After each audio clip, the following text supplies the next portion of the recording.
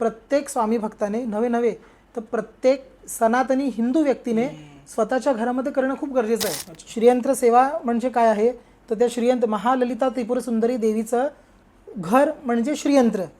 तुम्ही जे आज बाजारामध्ये मिळतात श्रीयंत्र आपण रील्समध्ये बघतो की काचेमध्ये पिरामिड, त्याच्या खाली गोमती चक्र, त्याच्या खाली विशिष्ट वाळू, असं भरपूर काय काय करून पूर्ण पिरामिड तो मेणाने झाकून टाकलेला असतो.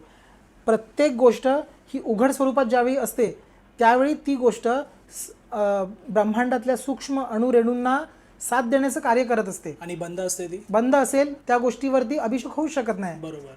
काचेमध्ये जर एखादं शिवलिंग ठेवलंय आणि तुम्ही काचेवर दुधाचा अभिषेक करताय पण दुधाचा थेंब शिवलिंगाला लागतच नाहीये, मग त्या गोष्टीची पूर्तता ही होणारच नाही. म्हणजे तसं श्रीयंत्र ओपन हवं, श्रीयंत्र कायम ओपन हवं. महाललिता त्रिपुर सुंदरी जी देवी आहे जिचं सौंदर्य इतकं सुंदर आहे की पृथ्वीवरती तशा सुंदरतेची कुठली स्त्रीच नसेल.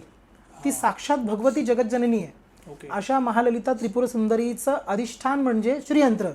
त्या श्रीयंत्राचं पूजन प्रत्येक स्वामी भक्ताने नवे तर प्रत्येक सनातनी हिंदू व्यक्तीने स्वतःच्या घरामध्ये करणं खूप गरजेचं आहे. श्रीयंत्र घरी आणल्याच्या नंतर गुरुजींच्या मार्गदर्शनाखाली ब्राह्मणाकडून त्याच्यावरती पंच अमृत जे असतं त्याचा अभिषेक वगैरे प्रॉपर करून तुम्ही रेग्युलर कसं ॲक्टिवेट करायचं आहे त्याच्यावरती ही तुमची 3 बोटं आहेत. ह्या 3 बोटांनी त्याच्यावरती अभिषेक करायचा आहे.